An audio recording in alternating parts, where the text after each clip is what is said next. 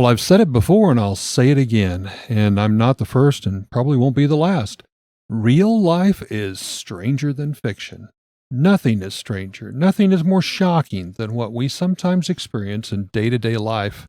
I stumbled across a special on things that occurred that actually were caught on camera, on live TV, and I knew I had to share it with my buddy Bill.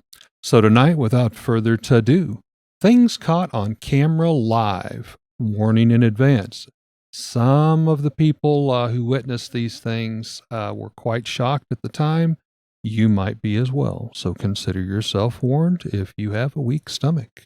From a child born into this world, we are taught what to believe. Closed-minded we become, fearful to be deceived. Still we desire to know what lies beyond that locked door.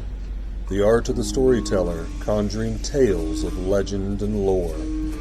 History hidden, lost knowledge, things forgotten and the unknown. These are the things that direct us and will set the tone. Welcome, friends, to another episode of Nightmares on the Lost Highway.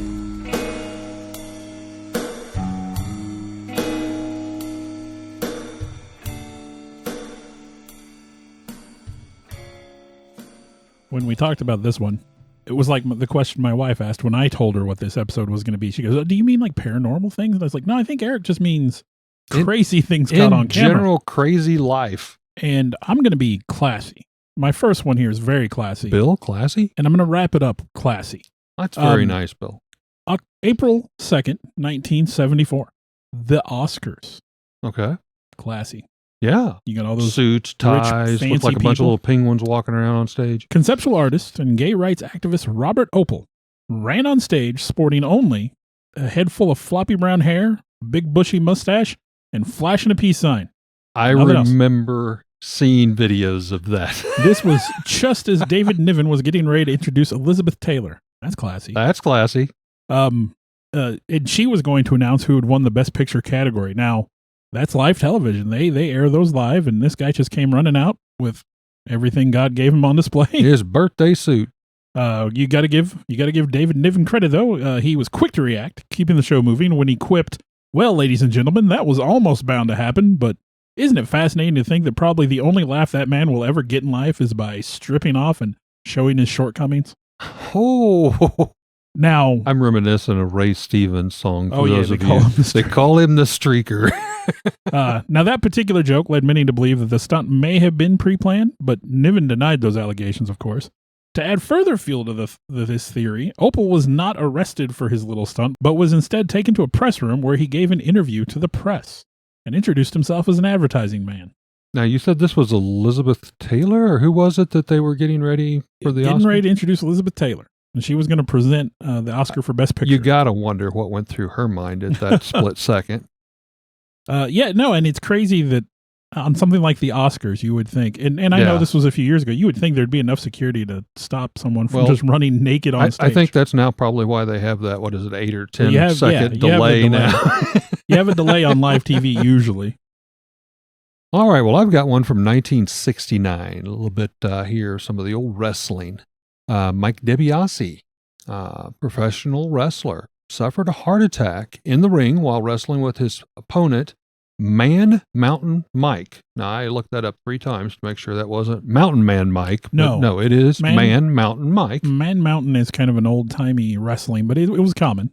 That was on July 2nd, 1969 in Lubbock, Texas. CPR was unsuccessful, and an autopsy revealed coronary artery disease. DiBiase was the father of the wrestling star Ted DiBiase. The $1 Million Man. The $1 Million Man. And I did have here in a keynote, another wrestling great, Harley Race, was the one that actually performed CPR on his friend on the way to the ambulance, and then, according to what story you believe, actually rode in the ambulance to the hospital. But unfortunately, he was pronounced dead upon arrival due to a massive heart attack. And that was all caught live on TV. Well, speaking of wrestling, that's a good segue into this next one I have. It's actually two stories rolled together. But we'll start with the WCW pay-per-view Sin that aired in January of 2001. Now, I didn't watch the pay-per-view at the time, but I was an avid fan of wrestling in the 90s and the early 2000s. And Monday Nitro was WCW's Monday show. Oh, yes. I remember that. Now, Sid Vicious, if you're familiar with Sid Vicious, Sid Udy, I believe he passed here a couple years ago. The guy was like 6'5", 6'6". He was big. He's a big old boy. 300 pounds, give or take. I mean, he was all muscle. WCW had asked him to start using more top rope moves when he was in the ring. And when you're a big guy like that, top rope moves aren't usually the thing you try. No. There's too much to come crumbling down there. Well, he decided he would use one of his regular moves, the big boot. You've probably seen Hulk Hogan do it if you watch wrestling. It's just a kick to the face. Yeah, you said you were really into wrestling in the 90s and 2000s. I was really into wrestling in the 80s and 90s. And by the 2000s, I was actually phasing out. I liked it in the 80s, but I kind of got away from it for a little while. So like Hogan and the Ultimate Warrior. Yeah. The last days of Andre. I really liked it in those days. Iron Sheik, Nikolai Volkov. But then I skipped for a while and came back when, the NWO and Sting and Nitro Sid, and all and that. Steve Austin, Yeah. But during the match, Sid was wrestling Scott Steiner, Big Papa Pump. And he had climbed to the top rope and he was going to deliver a big boot jumping off the top rope. Now, you can only stand on one leg to deliver a big boot. Sid jumped off the top rope, delivered the kick, and landed on the other leg, which promptly buckled in the middle of the calf. Oh, big old boy like that. Oh. Now, WCW Monday Nitro, the NWO, the bad guys, they showed that clip a million times. They must have showed that clip a million times. The NWO would joke about it, and they'd show it, and they would show him land, and then he landed on his back, and his leg was like a wet noodle flopping around. It was awful. Oh. Basically, that injury ended Sid's career. I think he wrestled a few times after that, but it wasn't years later, towards the very end of his life.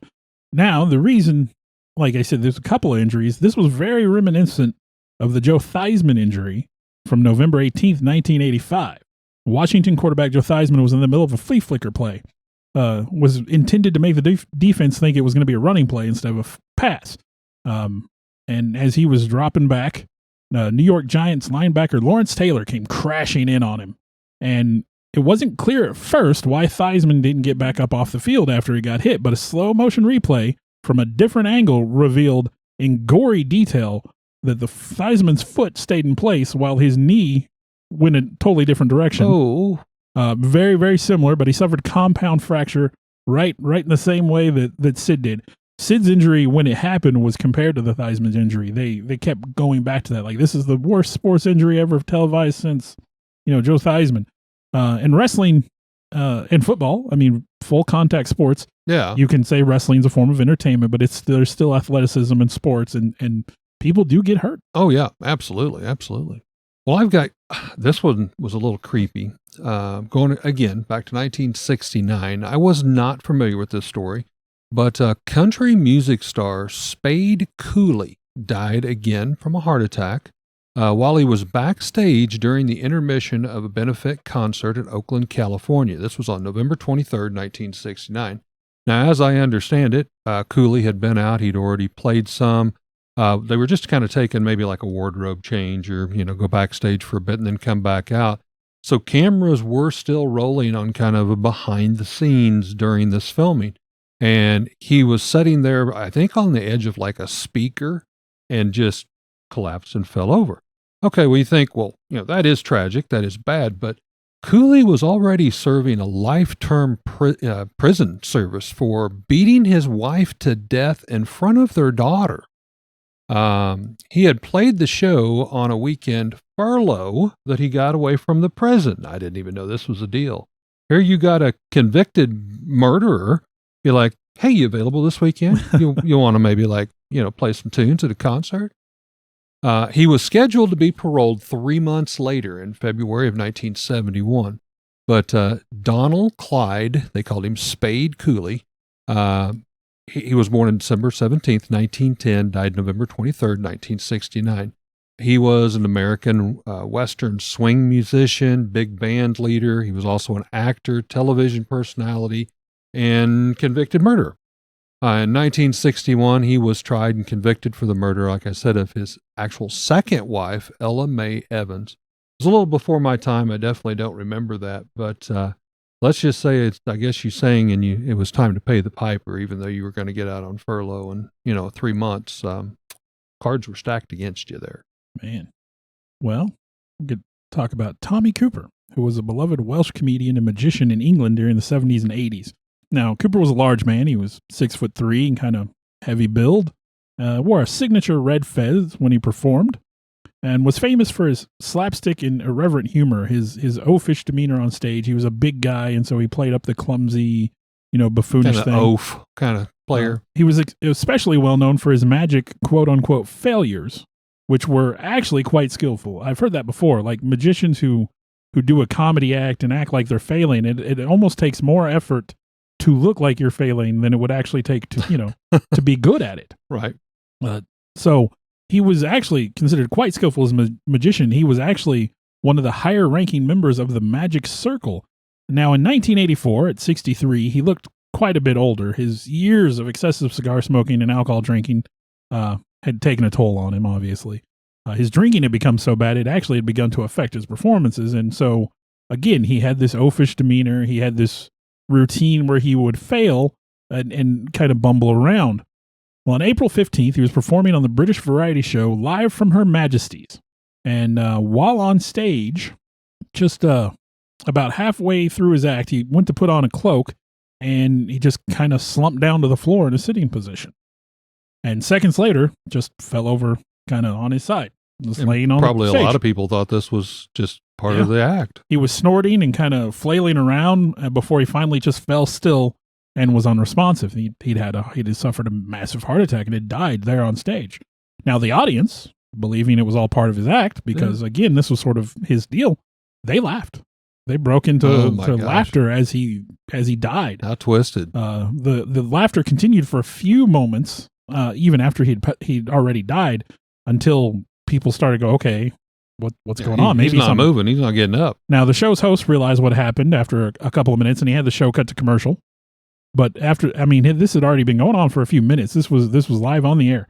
But he'd had a heart attack in front of 12 million people watching, with 12 million people watching, most of them believing it was a joke, and the show continuing as if nothing had happened. Now after they got him off stage, the show did continue. The show must go on. The rest of the performers that night were simply told that Cooper wasn't feeling well. And the host was even told, hey, he's going to be okay. Cooper's going to be fine. Oh my gosh. And it was basically just so they could finish the show. Get him through the show. All the while, they're performing on stage. The host believes that everything's okay. Efforts were being made behind the scenes to save him, to revive him, to bring him back. But he was taken to the hospital where he was pronounced dead on arrival. Wow, that's sad and twisted, being sick. Applauded at as you're dying. Now, I have another similar story of a magic trick gone wrong. And this was in 2016. And you'll forgive me, it's a Polish name. I'll probably get it wrong, but magician Marcin Polaniewicz. He was on the Polish morning show Question for Breakfast. And he was assisted by the show's host, Marzina Rogalska. Now, he was performing a trick in which a large nail was hidden in a paper bag, point up. And there were 4 bags, and you kind of do the old shell game, shuffle them around. I can see where this is going. And of course, then that nail would be hidden amongst the other 4 bags, or amongst the other 3 bags. And he slammed his hand down on the first bag, proving it to be empty. And then, in brave, to kind of punch it up a little bit, he grabbed Marzina's hand and he slammed it down on the second bag, which was immediately followed by her screams, as he had clearly misjudged where the nail was, and it was driven through her hand. Oh my gosh. And she was rushed to the hospital and received antibiotics and a tetanus shot. Now, luckily, she wasn't seriously injured, and she did finally forgive Marcin for the accident. But apparently, they had practiced this trick several times prior to airing the show, and each time they had done it successfully without anyone getting a nail driven through their palm. Rogalska herself posted the video on Facebook that very same day with the comment, "Thank you for your support. I'm alive. Everything will be fine." Geesh. Well, I've got a magician tale since you give me a good segue there. This is a story from 1990, and it was the Amazing Joe Burris. This was an escape artist who kind of modeled himself very highly after Houdini. Escape artist Joseph W. Burris went by Amazing Joe. died on Halloween night when a glass coffin, at least the lid part that you could see through, he was put in and chained, and he was attempting to escape from the collapse under the weight of wet cement poured on top of, if you will, the grave. Now, Joseph Burris, 32 years old, was a recovering drug addict. He didn't make any secrets about this. He basically kind of stated that Houdini inspired him, magic kind of helped pull him out of that, and he was performing the stunt at a local amusement park. That park was called Blackbeard's Family Fun Center. When the coffin he had been lowered down into a hole and, dare I say, buried in, was being backfilled by wet concrete. The glass panel in the front unexpectedly collapsed. I've seen that video. Yes, and you can just watch the, Yeah, it's it's just not the kinda- ground, but the concrete just and it just like drops out. And It's there's clear just a what hole. happened. Yeah, you can hear like wood and glass Yeah. shattering and everything. On an interview just a couple days prior to his death, Burris addressed in this news interview, he goes, "I consider myself a master of illusion and a superb escape artist. I believe I am the next Houdini and even greater." Burris told the Fresno Bee in 1990 before the stunt, he goes, "To me, that's what an escape artist is. To put myself in an impossible situation and somehow manage to get out of it." However, the trick went tragically wrong that Halloween, and like Houdini, Burris died on Halloween night. Now, when we were talking earlier about this episode, didn't you say he'd had a close call before that? During one of the rehearsals for that event, as you can imagine, there's a lot of safety concerns and risks, and they thought they had taken, as much care as they could. They had lowered him down into the hole, and they had used dirt to backfill it, the way I understand it. Obviously not the concrete, that was for the finale, but just to kind of make sure. He started kicking, and I guess he had like a microphone down there so he could at least communicate with one person, which I can't even imagine when the event happened. Yeah. Ugh. But he said, "The chains are tight. I can't maneuver my way out. We need to redo this." So now they hadn't filled the entire hole, but they dug him up. And the belief from some of the engineers is that possibly the weight that they had on the glass at that point cracked it, They weakened weakened it. it, and then It lost some integrity somehow. And then concrete, of course, weighs way more than dirt does Yeah. because of all the water and the well, I was moisture. gonna say, the wet concrete. But yeah, he had said the chain was too tight, especially around his neck, and it was choking him. Was one of the after the investigation kind of followed through. They'd interviewed a lot of different people who knew him. A resident of the third floor drug recovery clinic where he had went, he had mentioned, I guess, to them. So it must have been at least a day or two beforehand that he was really hyped up. He was really going to do this, and they said, "Well, what makes you think you can pull this off?" And he, again, he kind of bragged, "Well, I'm going to be better than Houdini." But he goes, "I will tell you, boy, I was sure choking down there with the chain around me." And, they kind of joked a little bit about it and laughed and said, "Well, make sure that doesn't happen." And then, of course, it did. But live there on camera, they had a concrete truck just back up with one of the flumes, and they were just, lowering the cement. And as soon as they finished dumping the load of cement, the truck pulled away, that whole thing just dropped. Yeah. And everybody, the crowd and everybody just, kind of gasped because, as Bill said, there was little doubt of what had occurred. And there's no way you're going to dig out 5 foot of wet concrete in time to save somebody that's drowning literally in a coffin down below. So, Well, and I mean, the guy wanted to compare himself to Houdini. Even Houdini's death was sort of an unexpected event. He got punched by somebody because that was part of Houdini's deal was he could, but he wasn't Take a ready punch. for it. Yep. And somebody caught him off guard, and I believe ultimately that led to his appendix rupturing. something like that, I remember. Yeah, But I thought how weird that, he admired Houdini so much and they both died on Halloween. due to unexpected circumstances. Unexpected. Well, I've got another one here from 1971. This is a name you may or may not recognize. Musician Little Hardin Armstrong, the former wife of Louis Armstrong, was appearing in a Chicago tribute to the jazz legend on August, 1 month after Louie, her husband, had died. Now, she was playing St. Louis Blues on the piano, when suddenly the audience was somewhat shocked. She basically finished the song and just sat there, and then within a few moments later, collapsed to the floor. She had had a massive heart attack. She was actually the second wife of the renowned Louis Armstrong, jazz legend, but she herself also was a blues, jazz, piano player, composer, and a band leader. She had hailed from her birthplace in Memphis, Tennessee, and she did die of a heart attack that night on stage, caught camera live, just before she was actually finishing the touches on her autobiography on the fascinating story that she and Louis had shared together. Well, in 2007 in Phoenix, Arizona, there was a massive police chase. And as you no doubt seen, when there's a significant police chase, they'll get helicopters in the air and they'll follow that chase around. It makes good TV, let's be honest. People want to watch that kind of thing.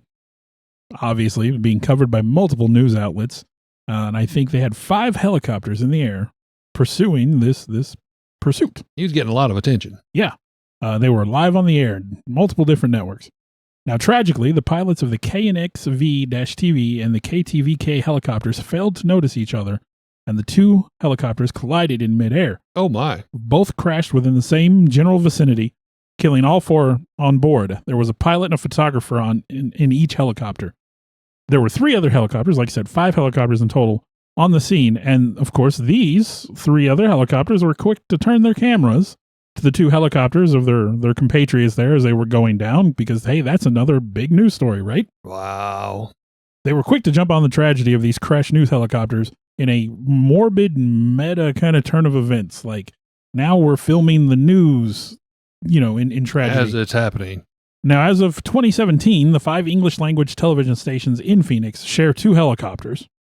And it is policy that the aircraft be separated by 500 to 1,000 feet in altitude, so that they'll no longer be right next to each other like that.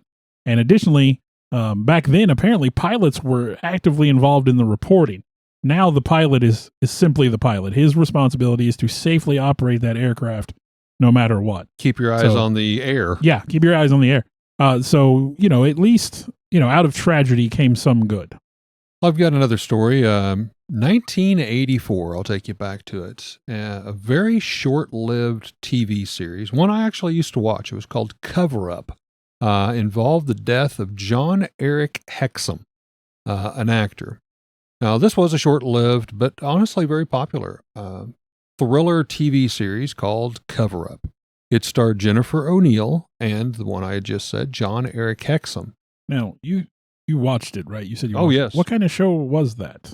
Cover Up. It was, she was a undercover agent. So Cover Up, Okay. So this wasn't like a incognito. It wasn't like a news documentary thing. This was like a scripted. No, she actually worked for, I want to say, like makeup companies and dress companies. Okay. And she had her portfolio of people that would follow her around and model stuff, runway, Broadway, exotic settings. And then you had the big muscle-bound guy that was kind of her bodyguard, you might say. And that would have been John Eric Hexum. But week by week, they would travel around and, bust criminal crimes that was drug paraphernalia or drugs being smuggled in with dresses or whatever the case may be. And this was on the air in the 50s, you said? 1984, Bill, not the 50s. Sorry, I had to do that. I was 14, so, but actor John Eric Hexum died after shooting himself with a blank pistol. As it would occur, on October 12th, 1984, the cast and the crew of the TV series Cover Up were filming the 7th episode. Only had 7 episodes. It was called Golden Opportunity on stage 17 of the 20th Century Fox lot. Now, one of the scenes filmed that day called for Hexum's character to load blanks into a .44 Magnum handgun. When the scene did not play out as the director wanted, there was a delay in filming. Hexum became kind of restless during the delay and began playing around to lighten the mood. He'd apparently unloaded all but one accidental round left of a blank in his gun when at 5:15 p.m. He spun the cylinder as if he was playing Russian roulette, walked up to one of his counterparts, and pulled the revolver to his right temple and pulled the trigger. The force of the blank round was sufficient to dislodge fragments into his skull, which acted as projectiles in lieu of a bullet loaded in the cartridge. The skull fragments were propelled directly into his brain, and he died immediately. That brings to mind the Jason Lee. Mhm. Or, that was Brandon Lee. Brandon that brings to Lee. mind, yeah, Brandon Lee. that brings to mind Brandon Lee on The Crow with or even more recently, the Alec Baldwin on the movie Rust, Oh, yeah. which, I mean, There was gun safety needs to be observed no matter what. Yeah. That one took the internet by storm here not too long ago. I mean, and to your point, obviously, and I'm not a fan of Alex Baldwin or nothing, but I mean, accidents do happen, but we need to tighten down things to prevent them from happening. Because Well, my understanding, and I could be wrong, is that there's an armorer on set, and I believe that she was part of that, and they're supposed to check all that stuff. And I think it was like her first job, her first professional job, and I could be wrong. I may be misremembering the details. Right. But apparently they had not checked the gun properly, and I think that was part of Alec Baldwin's argument was like, well, it wasn't my responsibility to do that. And it was like, well, you pick up a firearm, you should check. yeah, that's not the thing you want to say under pretenses like that. Well, you had mentioned Brandon Lee. I actually have him down, 1993, of course, during the filming of The Crow. You'd mentioned Jason Lee, I think. I mixed up names. Jason Lee is the guy from My Name is Earl. Okay. The skateboard guy. Well, Brandon Lee, son of martial artist Bruce Lee, died while filming, of course, The Crow. This is probably one of the most well-known unfortunate events. Now, depending on what story you want to follow, was this actually caught on tape or not? Some say yes, some say no. I mean, he was on the set. It was on set, and they were doing a scene, so I would assume someone was filming it. And again, you've got multiple camera angles shooting and stuff, but regardless, they were in Wilmington, North Carolina. A prop gun had been used, been loaded with blank cartridges, again, very similar to the last story I shared, to propel this bullet in movie magic into Lee, and it actually ended up killing him. Now, contrary to urban legend, the footage of the death was not kept in the movie. I know I grew up hearing that. Well, that was when you actually saw him fall. That was when he died. Well, and yeah, I mean, they reshot at that time, it became legendary, the whole thing, and it was like, oh, it was the Lee curse and this, that, and the other. And I mean, they were able to finish the movie, but if you watch it now, especially with the HD TVs and stuff, it's painfully clear that he wasn't, in some of those scenes. Yes, yeah. Now, Bruce Lee, his father, who shot up to fame around the world in 1973 with his film Enter the Dragon, he died on July 20th, 1973, before he also could complete shooting on another movie. At that time, it was Game of Death, which eventually emerged many years later, 1978, incorporating a little bit of the original footage, but mostly all of that had to be reshot, and that was why it was from 73 to 78 before Game of Death was actually released. But yeah, Brandon Lee did seem to be following his father's curse. That was one of the things that was really brought up. Well, that was the curse of the Lee family. Well, that featured in the documentary biopic. Oh, yep. Where it talked about, it was about Bruce Lee and him and the struggles he had when he first came to America, and I believe they even had like a demonic figure that Lee would see sometimes. And yeah, I mean, allegedly Lee believed that his family was cursed, and then after he died, the family continued to believe it. Supposedly, I don't know how true that is, but yeah, it seemed like they both died way too young for reasons that they should not have. Both on a movie set, and for those of you who might not know, the curse kind of stemmed back to Bruce Lee bringing, especially at that time, what was considered coveted secrets of martial art training to America, number one, and then basically freely teaching, giving. Yeah, whoever wanted to learn. Yeah, that was like, especially at that time, an absolute taboo, a no-no. So he went against the grain, so to speak, and that's where the legend of the curse actually kind of come in. Well, on October 12th, 1960, there was a live televised debate at Hibiya Public Hall in Tokyo. Now, Otoya Yamaguchi, a young member of Japan's ultra-nationalistic party, who was just 17 at the time, stormed the stage, interrupted this live televised debate, and he rushed at Inijiru Asanuma, who was leader of the Socialist Party, and stabbed him between the ribs of his left side with a traditional Japanese long knife, a wakizashi, which he had stolen from his father before he could be subdued. This wound killed Asanuma instantly. Yamaguchi was swarmed and detained by bystanders and was, of course, arrested and interrogated after his crime. On his person at the time he committed this murder, he had a notebook in which he described Asanuma's actions as unforgivable and detailing his motivations for the attack. Now, Yamaguchi would later take his own life after writing on his cell wall in toothpaste, 7 lives for my country. Long live His Imperial Majesty the Emperor.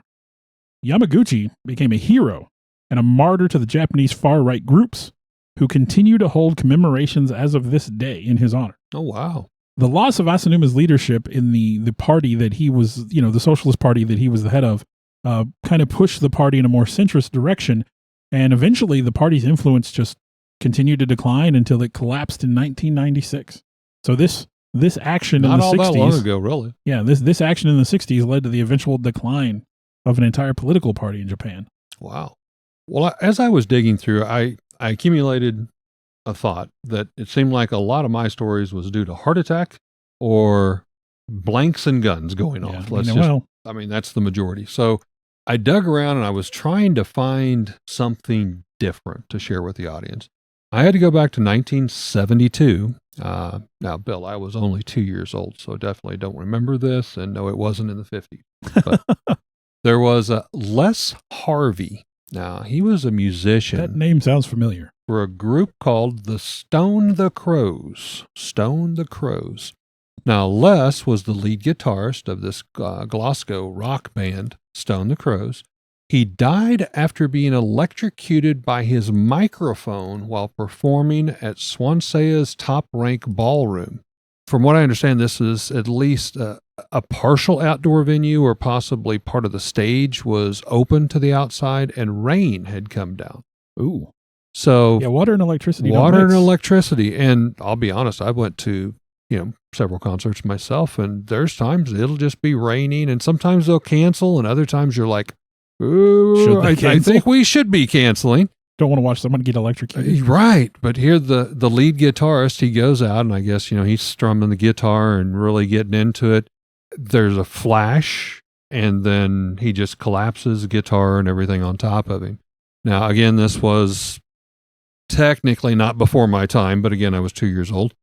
I had to look them up. What's their best known songs? Ode to John Law, Good Time Girl, I Saw America, and On the Highway. Now, I think I have heard On the Highway, maybe.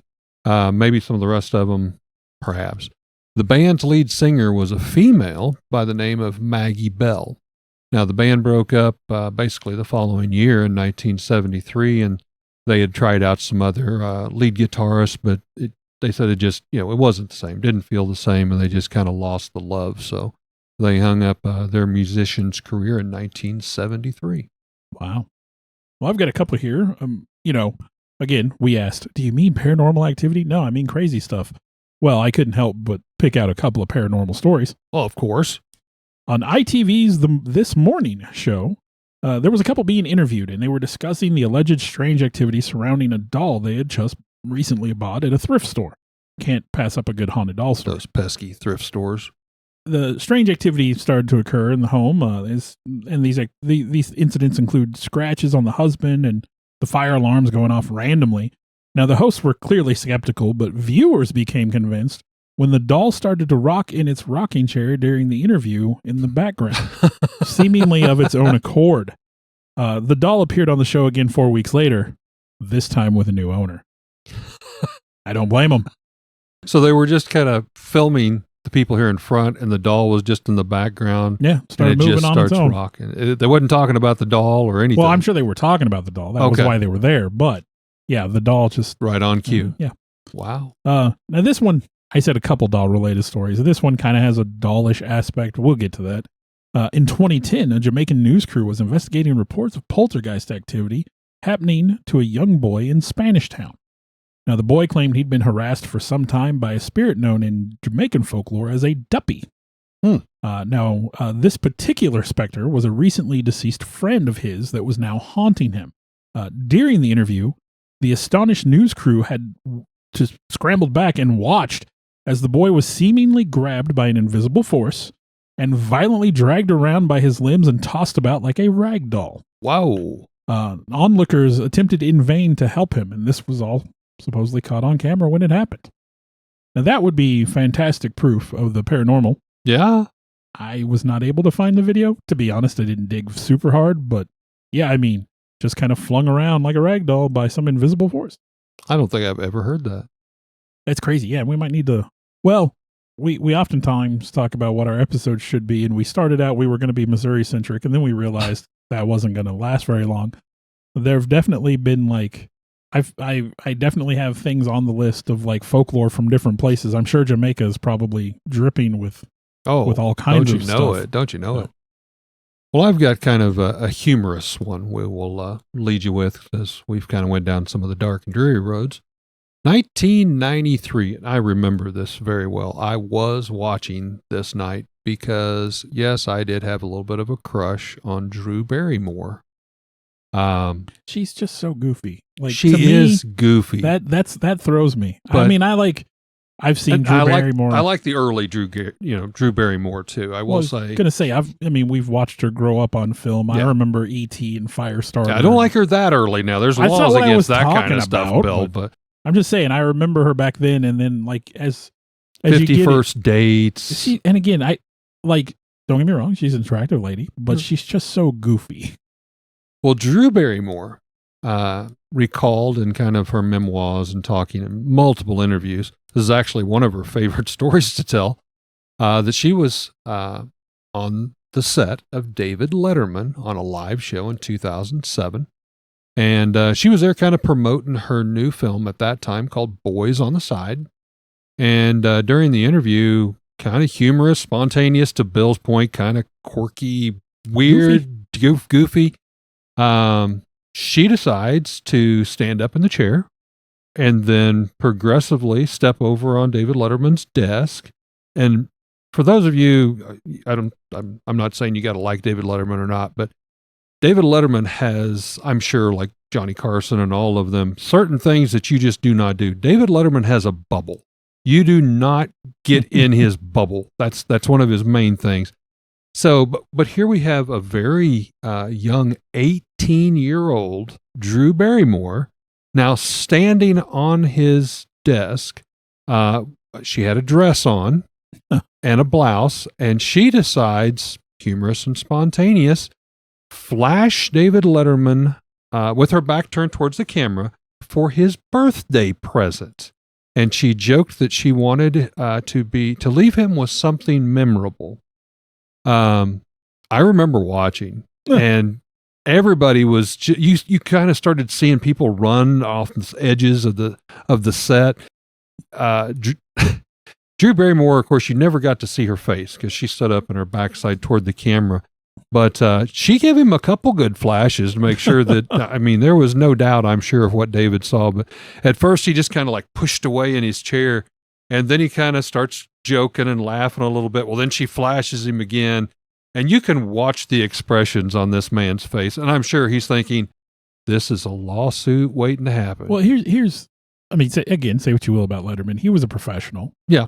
And yeah, that was his job, right? He just chuckled a little bit and kind of rolled along with it, you know. I've seen a lot of footage of Letterman in awkward situations, and he tries. You know, he tries this out. Again, he's a professional. He's trying to salvage it. Well, he tried to look away in this time, but, you know, the cameras did kind of catch him, I think, later on, and there's some memes on the internet where it zoomed in on his face, and, you know, he was enjoying himself. We'll just say it for that cause and purpose for his birthday. So, good old Drew Barrymore in 1993. Well, I said we're going to start classy. We're going to wrap it up classy. Just how many times has the F-bomb been dropped live from New York on a Saturday night. Live from New York, it's Saturday night. Well, the first time, F. speaking of Jay, I was going to say Jay Leno. Ooh. Well, speaking of David Letterman, the first time was by none other than Paul Schaefer. Longtime band director for David Letterman on the 100th episode of Saturday Night Live, March 15th, 1980. That's kind of a auspicious occasion. Yeah. There was a sketch where the word flogging was used in place of the F word. And apparently it was just one of those things where they would just keep saying it and keep saying it and keep saying it. And Paul Schaefer, bless his heart, missed one. Uh-oh. And slipped in an F-bomb. It was used twice on February 21st, 1981. Once by cast member Charles Rockets, who was asked while playing J.R. Ewing of Dallas fame how it felt to get shot. To which he responded, "Oh man, it's the first time I've been shot in my life. I'd like to know who the F did it." It was also sang by Prince during one of his musical performances that same night. I remember that one. Now, Prince isn't the only musical guest to drop an F word.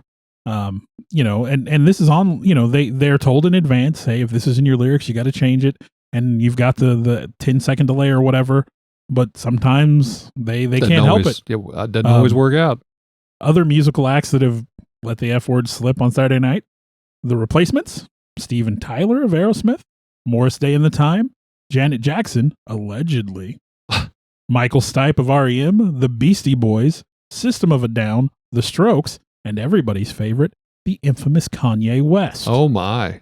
Another notable use of the F-bomb occurred on April 12th, 1997. Norm Macdonald, which if you're not familiar with Norm Macdonald, just a hilarious comedian. Yep. I love Norm. Yep.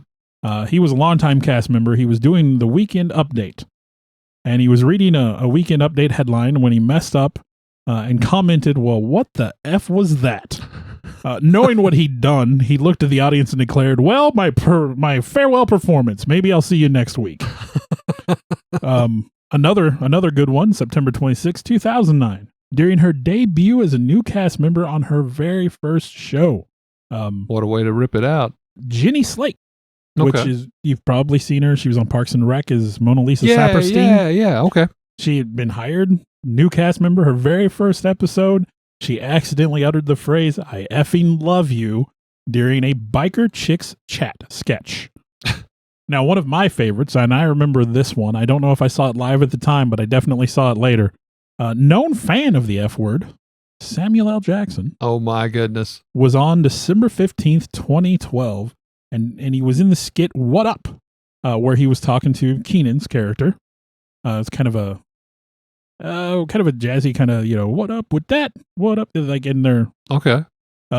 He dropped the F-bomb while talking to Keenan's character, and though Sam claims that he only said "fuh" because the idea was that Keenan would interrupt him, Keenan did not interrupt him. Oh. And Left him hanging. everyone believes that Sam finished it. No one, and ultimately, no one really knows how many times the F word has been said live on the air during Saturday Night Live, since not every time is obvious, and not every time might actually be the full word. Someone might just say "fuh." Mm-hmm. And some people just plain deny they even said it, as is the case with Janet Jackson. That's why it's an alleged. But audio's kind of hard to, well, I guess you could manipulate it, especially in these days, but not so much back then. But who knows? Who knows how many times the F-bomb's been on Saturday night? It's been more than you think, I'll tell you that. It's all those fabulous snakes on a plane. Oh, that's not what he said I've at all. I've had it with these, what is it, Monday through Friday snakes on this Monday through Friday plane. Monday through Friday. That's the TV edit. I love those. That's one of my favorite things is a good TV edit where they completely butcher what the line is going to be. Oh my gosh, that's the best you could do. You might as well just cut the whole scene out if you're going to do that. Some movies just shouldn't. Let's just all join hands and sing Kumbaya with the snakes on the plane. Well, Bill, is it time for our headlines?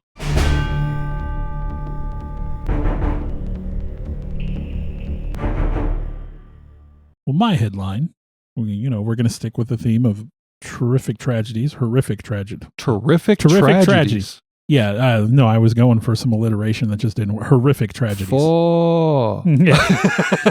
From news.com.au by Tyson Otto, November 19th, 2024.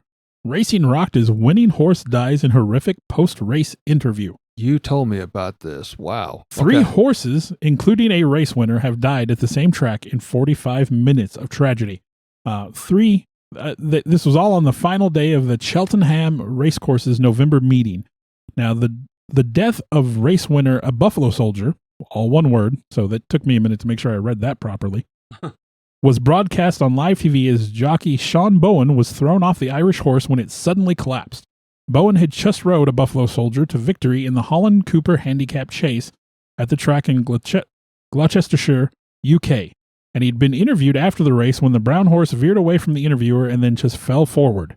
Ben Pauling's Bangers and Cash, that's a cool horse name, Gotta love these horse names. also collapsed during the same race and was later confirmed to have died from a cardiovascular collapse. And in the Greatwood Hurdle, barely 45 minutes later, Napper Tandy suffered a fatal injury when falling at the second to last hurdle. All 3 horses were attended to immediately by the team of on-course vets, but none were able to be saved. What was it? Something in the water? Was it like an extremely hot day? The or one was a what? heart. I think 2 of them were thought to be like a heart failure thing, and they're racing horses. I mean, I don't know if they, I don't know, but the other one was just an accident, just a freak accident. 3 horse deaths on the same racetrack within 45 minutes. It's crazy. That is insane. Well, for my headline, kind of went out of my norm here, out of my comfort zone, but I found an article on NBC Los Angeles. This was in July of 2025, and it occurred at about 1 a.m. in the morning. Homeowner Jessica Ortiz caught something on her Ring doorbell cam. I'm telling you, Ring doorbell cams, it's going to get us Bigfoot, it's going to get us Sasquatches, it's going to get us Yetis, it's going to get us ghosts. Gotten us all kinds of stuff so far. It's going to get tires flying off of trucks bouncing through your window. Well, and the government's going to use it to know where we're at do all whatever. times. Yeah, to spy on us all. Yes. Well, this particular footage left something a bit hard to explain. The footage has been reviewed by many paranormal investigators and researchers, including, and we've talked a lot about this one, Zach Baggins. His name pops up a lot. They seem the population is kind of split in a 50-50, whether they believe or they tend not to believe, if it is something legitimate or something staged. But everybody pretty well agrees it's definitely unexplained. Now, I've saw the footage, and the best I will describe it in words myself is it looks somewhat like a blue illuminated ghostly apparition with, I'm going to call it a elongated, big forehead, alien style head. And this big pronounced forehead, kind of like where the brain area of the skull would be. And to make it even more interesting, it's as if the lower portion of the body just kind of like fades out into a mist. We get that traditional ghost. I mean, no lower torso, no legs. It's just kind of like wispy. And it didn't float by. It more bobbed by. So it was almost as if it was taking steps and you were seeing, not being able to see the knees move, but you know what I mean? You get this up, down, up, down, up, down. I don't want to interrupt. Please do. But I'm going to. I know you would. I've seen a lot of these like footage from like security cameras, Ring cameras, and digital artifacting is a thing. Mm. And so some of those are hard to believe when they show like a person disappearing or something, especially when you see it get real jaggy and digitized. Yeah, where it's chopping it. Yeah, it's like, well, I think that was just a recording error or something. And I've not seen the footage you're talking about, so I don't want to comment on that. But yeah, when you watch those videos, like there'll be YouTube compilations of like, oh, this security camera footage will make your hair fall out, and like half of them, you're like, I don't know. Well, and some of them I've saw, it's like, oh, look at this orb or this thing, and it's like, that's a bug. Yeah. That's a flying bug. Look, what is this thing? Is that a fairy that flew by my camera and it's like a super illuminated? So like whatever it is, you can't make out any detail. And it's like, or maybe it's a grasshopper. Jumping by, or a hummingbird or, whatever.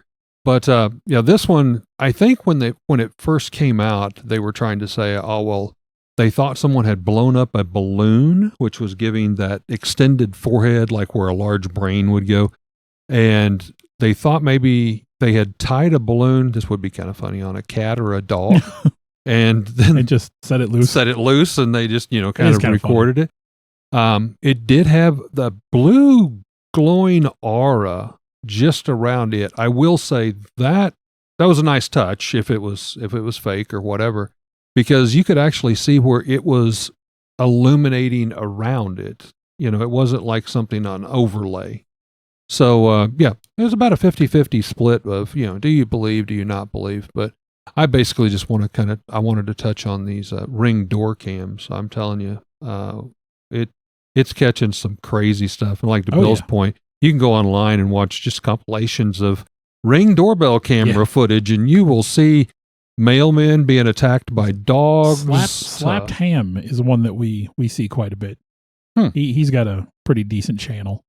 My only problem is, and I'll say this, the YouTube compilations, some of those people spend way too much time analyzing the video. If they would just show the clip and do clip after clip after clip, instead of they'd have a 4-second video. Well, you could string a bunch of them together, you know what I mean? Yeah. But they'll spin, you know, like here's 5 creepy videos from around the internet, and it's a 25-minute video. I don't need 5 minutes and it'll be a 30-second clip. Yeah. And then they'll spend 5 minutes talking about it. Like, just show me. And I love it when they repeat stuff. Yeah. They'll just kind of like restructure the sentence. Yeah. Tonight we share with you some really weird footage that's going to make your hair fall out. And then like the very next sentence is, tonight we've caught some of this footage that will make your hair fall out. You're never going to believe this. What? You're never going to believe this unbelievable footage we've seen. It's like, would you believe if you saw this? Like, would you believe if you saw this footage? And some people, and you know, hey, if you're listening to this, I hope you don't mind hearing our voices, but some people don't have the right voice or the cadence or whatever. There have been a couple of podcasts I can't listen to just because of the way the person talks. Yeah, I found a couple of those. There's one of the videos that my kids used to watch a lot for unexplained stuff, but the guy's delivery was just, and in this video, we're going to see, like, dude, just talk. I'm particularly fond of we'll call them down south videos. Yeah, I was out there at Ma Pottle's Kel, down on the hill, and there was a Bigfoot come over top of the hill. I shot at him 3 or 4 times. I grew up around those people. I did too. I grew up with those people, but I do not want to sit there and listen to. I get a kick out of those scientific discovery videos from. What is the old Bubba Bucktooth? What's the old Jeff Foxworthy deal? If your surgeon has a southern accent, you're not going to trust him quite as much. We're going to root around in there with a stick. So anyway, all right. Question: after everything we've talked about tonight, Bill. You know, I tried to find a topic to relate this question to, but let's face it, neither one of us are Hollywood actors. We haven't appeared in any movies or live TV. But so my question is a step down from that. What in real life have you personally witnessed, you know, live firsthand, if you will, from Bill's eyes, as one of, or maybe a couple, if you got some short stories of the weirdest things that maybe you wish you would have caught on camera? You know what? We'll talk about something that I texted you about just the other day. Okay. Last weekend, my daughter and I, you know, I mentioned that I go for walks. My daughter doesn't like to walk when it's super hot. She doesn't like the heat. I don't either. And so on Friday evenings, because during the week I usually go, I get home about 5 o'clock. I eat dinner and then I go for a walk so that I have a couple hours to unwind after I walk. Sure. But on Fridays and Saturdays, I wait until later in the evening and I'll go with my daughter. So it starts getting dark. And honestly, we have similar conversations to the stuff we do here. This is why we started doing this. These were conversations we were already having. So me and my daughter will have these conversations. One funny story before I get to the one I want to talk about. We were walking and we were talking about some of this kind of stuff. And it had gotten some of this kind of stuff you're talking about, Nightmares on the Lost Highway, strange kind of topics, stories that we would talk about on here. That's cool. And it had gotten kind of dark. It was almost dark at that point. And we were on like one side of a low hill, and somebody was walking their dog and coming along behind us. Well, my daughter, it's funny, and I was telling my son, you get to walking and she gets freaked out and you just see her head's like on a swivel. She's just like looking all over the place. Be aware of your surroundings. Well, she looked behind us and she about came out of her skin when she saw this shadow behind us walking up the road. And then she just gets this, okay. And I was like, are you okay? She goes, it's just somebody walking a dog. But all I saw was just this person and it's like, but anyway. Being followed by shadows. Hellhounds. I think it was last Saturday, maybe Friday night, but last weekend, one of those nights, we were walking. We were, 3 or 4. And I remember getting the text Yeah. from Bill on this. We were in a different neighborhood, 3 or 4 blocks or whatever. And my daughter goes, look at that. And I look over, and streaking through the sky over this house between the trees, it's just this fireball trailing sparks, just like going across the sky. And my first instinct was firework. Well, we're not close enough to 4th of July for, I think, to still be shooting off fireworks.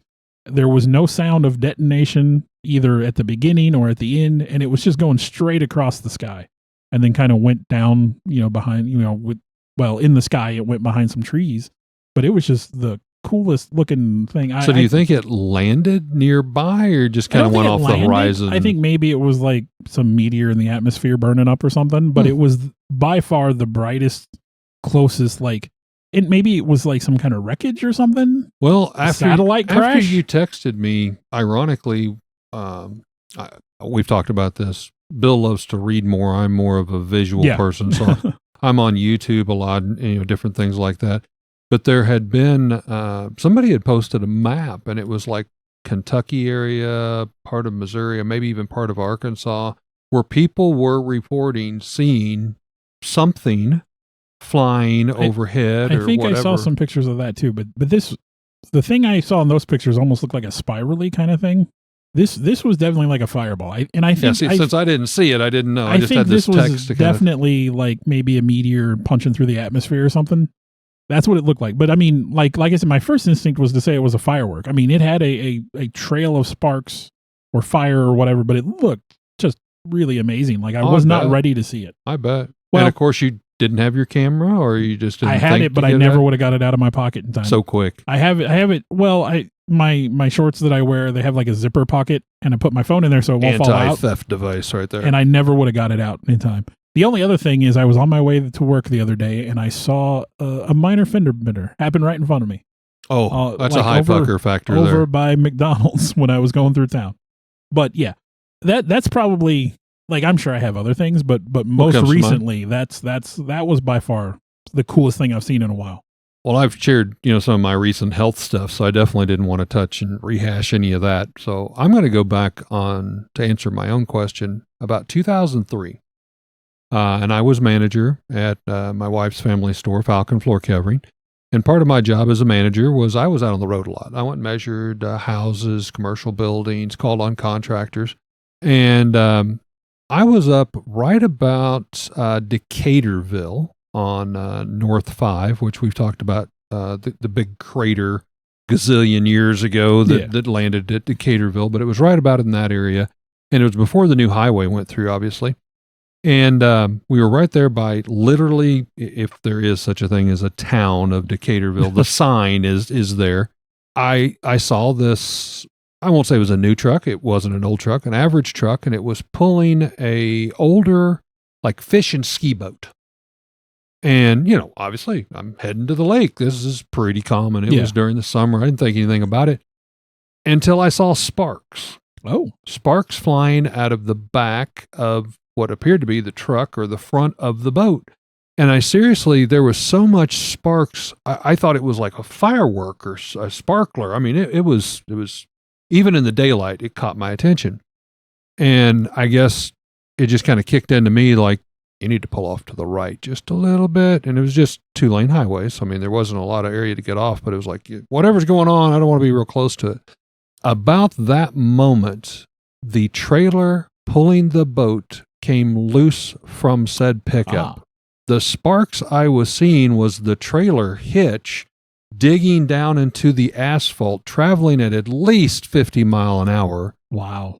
And at that point, talk about a high pucker factor. The truck was dragging it with chains only. I can only imagine what was going through their minds or how many times they had to change their pants.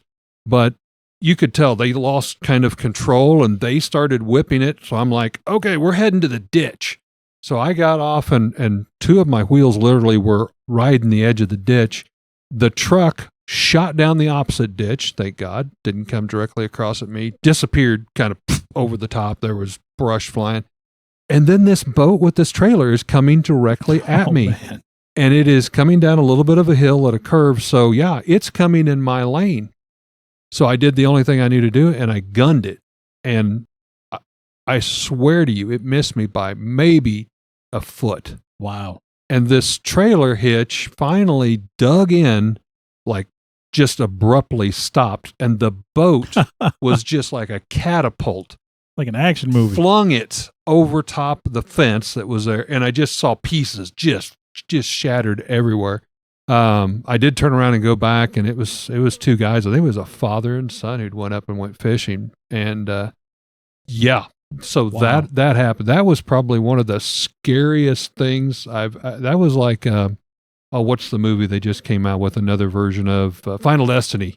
Oh, Final Destination. Final Destination, yeah. And it's like, yep, this is how I'm going to bite it. A boat's going to come through my windshield right here. Has any movie seeped into the cultural mindset? And like, do you ever get behind a truck hauling logs? Oh And gosh, just you don't think about immediately that? know, Yeah. like- Yeah. Like- and it's such a, like, it's not a hugely famous movie, but No. that thing. And a lot of them, I hate to disappoint people, they're kind of Not flaky, great. kind of crazy. I mean, They're not the worst. My son got into them, so we started watching. We haven't seen the last one yet, but I like Tony Todd. I like seeing him in movies. It's a shame he passed, but yeah. Well, along those lines, how about funniest? Do you have anything funniest. funny? Oh gosh, Bill. Because I do have a funny caught on video. It's hilarious, actually, to me. I'm going to prove how childlike I can be. Oh, mine's not any better. I can assure you. Okay. Well, we were in high school. So this would have been about 1988 was the year I graduated. And at that time, our school had multiple buildings. And I was always a big art student. Middle of winter. And at that point, you had to walk down steps out into the snow, whatever the weather was, hail, sleet, rain, damaging winds, and walk a decent distance to get underneath, an awning to go to the next building. I will not name names, but there was another guy who I think he was about a year younger than me, and he was just, how do I politely put this, just a pain in the butt. He just harassed people. He was kind of a bully, picked on people. He didn't fit the normal art style. I don't even know why he was over there in the building. I mean, artists, for the most part, we treat each other with, at least some mutual respect. But where I'm going with this is that day he had knocked a gal's books out of her hand as she was going down, carrying her backpack and heading to art class. And he's just one of those a-holes that just laughed. And, well, the bell rings. We're all heading out, as you can imagine, 100 plus kids all trying to get down a 4-foot wide stairway, of like 6 steps, semi-ice covered, sprinkled with a little bit of rock salt. Back in the day, that was the best we got, Yeah. He comes flying out of the door, and his foot hit a very insecure spot of ice on that top step. And I did feel bad. I'm going to preface this. He went down on his tailbone. Ouch. Probably would have had to have hit the back of his head, for sure his shoulders, and just down the steps. It was so slick, he hit the sidewalk and just kind of continued to slowly slide off. And everybody was just like, oh my gosh, this guy is going to get up and he is just going to go Hulk on us, I walked by, all my meek and mildness, and I simply said, I bet you feel like an idiot, don't you?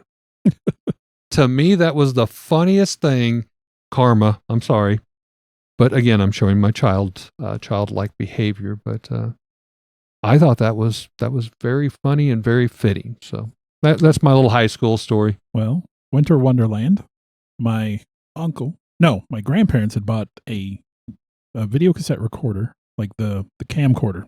Mhm. The big one. Big I'm one. talking the big Yeah, one. It's like a boombox. 20-pound or whatever. And my uncle had it. And we were all at my uncle's house, and he had a hill in the front yard, and we were all sledding. My You were all what? sledding. Okay, I thought you said something totally different I there, don't know Bill. what you I'm heard. not sure. This is a family-friendly We show. were sledding. Sledding. Okay. I can't even. I don't know what you thought. I didn't know how you could do the other one out in the front yard, but I guess it's possible. What did you hear? I thought you said sledding. Oh, okay. We were sledding, Sledding. and it was me It's with a D, kids. and my brother and my cousin, and there may have been another kid or two. But my uncle was filming us, or my aunt, one of them, and we're sliding down this hill. And I just remember, like, I didn't see it at the time. My uncle busted up laughing, took the tape, had to show my mom. But he caught my brother. Like, I must have been trudging up the hill. My brother's sliding down the hill on his sled, legs spread. Sprawled out. And my uncle had planted some trees. Oh. And my brother catches that tree right in the groin. I mean, how? Like, straight into it. Just sled down the hill, boom, right into that tree. Hilarious when you watch it later. But yeah, like, not the... At least I wasn't related to the poor guy when I laughed at him in my story. Me and my brother did terrible things to each other. We were very antagonistic. I was the only one that could ever get him riled up and angry. And that all ended the day that, and I'll tell this story and it's terrible. We were adults. I had a job. There's no excuse. And he's just 4 years younger. He was in high school. We were in the front yard, and I'm not going to get into all the details, but we started to have an argument. Me and my brother do not work well together. But it got to the point where we were about to get to blows, and I knew my brother had grown and was big enough that it was going to be an even fight. And I'm not someone who handles an even fight. I'm not a fighter. So I used the rake in my hand, and I swung it into his crotch. Oh, now which end of the rake? The bottom, the handle. Okay. Like, I didn't hit him with the forks. Okay. I'm like, geesh. And he looked at me and his eyes got huge, and he looked at me and he cracked a smile and he said, "Ha ha, do it again." Oh my. And I mean, just cold. And I was shocked. I think my eyes got big. And then by the time my sister had run in to go get my mom because we were getting ready to kill each other, that was her belief. By the time my mom came out, we were laughing. What do you do? Like, right. And so my mom was then like, she try to didn't know what was defuse the going situation. Just laugh. He's going to come at me next.